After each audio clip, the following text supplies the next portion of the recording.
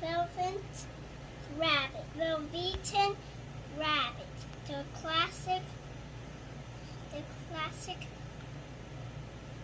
edition. This is a book.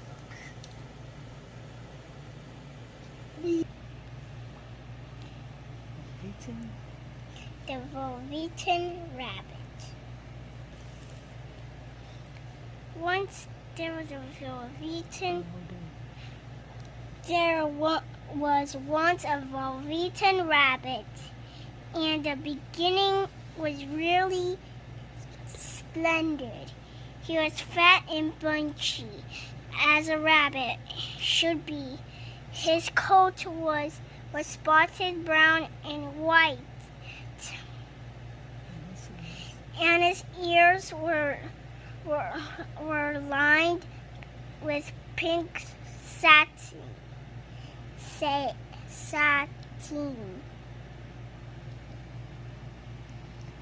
He was naturally shy, and being only made of velveteen. Some of the more expensive toys quite snubbed him.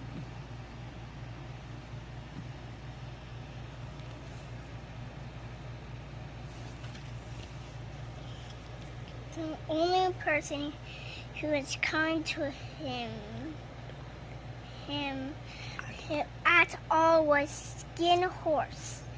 He was very wise, for he had seen many mental toys, and then he knew that they were only toys that and would never turn into something else. "What a real?" asked the rabbit one day. "Real's not how you are made," said the Skin Horse. "It's a thing that happens to you when a child loves you for a long, long time. By the time you are real, you get lost and the joints and very shabby. But once you are real, you can't be ugly, except to people who don't understand."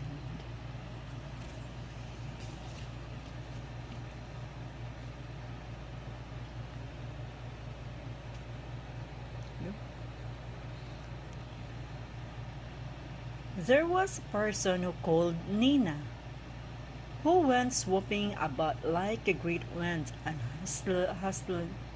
hustled and playthings away in the cupboards. The tin ones hated it, but the rabbit didn't mind it so much, for whatever he was thrown, he came down soft. One evening when the boy was going to bed, he couldn't find his china dog that always slept with him. "Here, Nana said, take your old bunny." That night, and for many nights after, the velveteen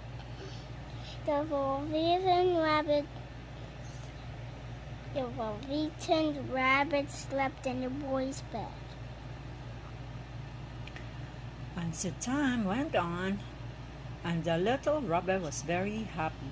So happy that he never noticed how his beautiful velveteen fur was getting shabbier, and his tail becoming unsewn, and all the pink rubbed off his nose where the boy had kissed him.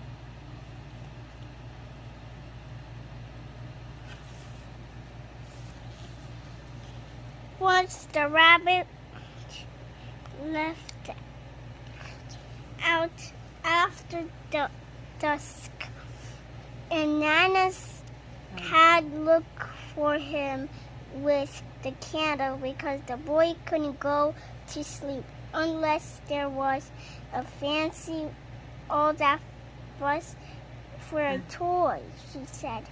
"You mustn't say that. The boy will uh, the boy, you mustn't say that.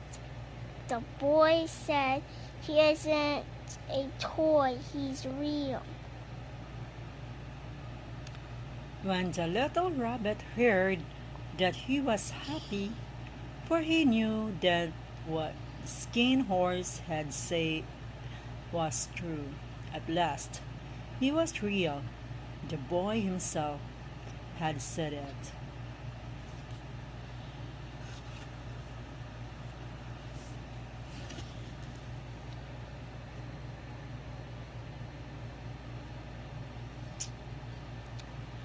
Near the house there was a wood. One evening, while the rabbit was lying there alone, he saw two strange beings. They were rabbits like himself, but quite furry and brand new.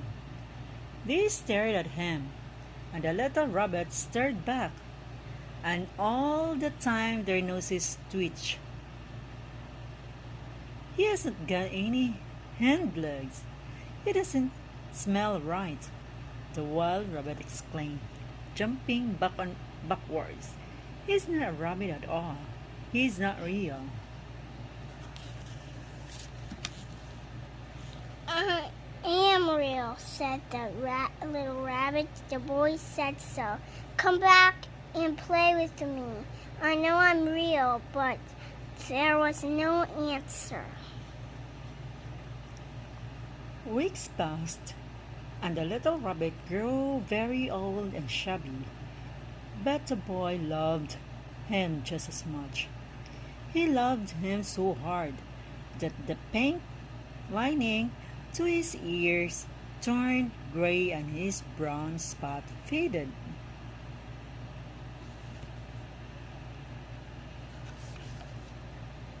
And then one day the boy was ill.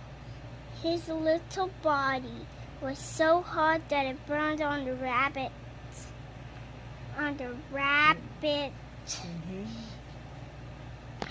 When he held him close, the velveteen rabbit lay there, hidden from sight under his bedclothes, and he never stared, for afraid that if they found him one night, one might take him away. He knew that boy needed him.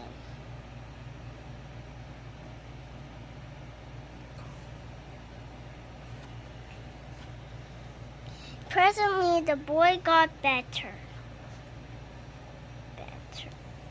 The room was to be just disinfected, and all played with his, and all the books and toys that the boy had played with in the bed must be burnt. How about this old bunny? Nana said. That, said the doctor. Why? It's on the mass of scarlet fever germs. Burn it at once. And so the little rabbit was put into a sack and carried out to the garden. The little rabbit felt very lonely. A real tear trickled down his little shabby velvet nose and fell to the ground.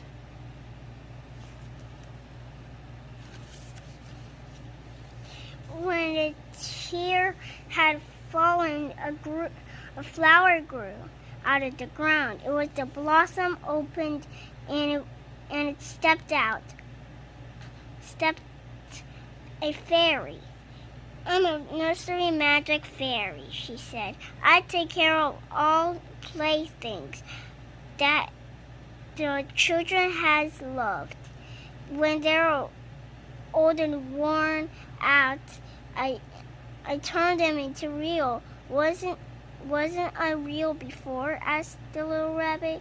You were real to the boy," the fairy asked. Very sad. The fairy said, "because he loved you. Now you shall be real to everyone."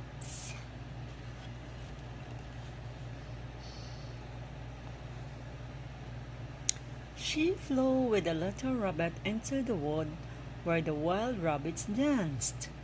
"I brought you a new playfellow," the fairy said. "You must be very kind to him and teach him all the needs to know in Rabbit's land." And she kissed the little rabbit again and put him down on the grass.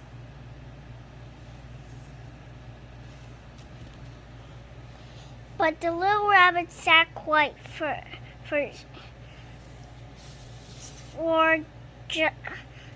still. But the little rabbit sat quite still for a moment. For he didn't want them to see that he was made all in just one piece. He did not tickle his nose. He did not know that the fairy had changed him. But just then something had Just then something tickled his nose, and before he thought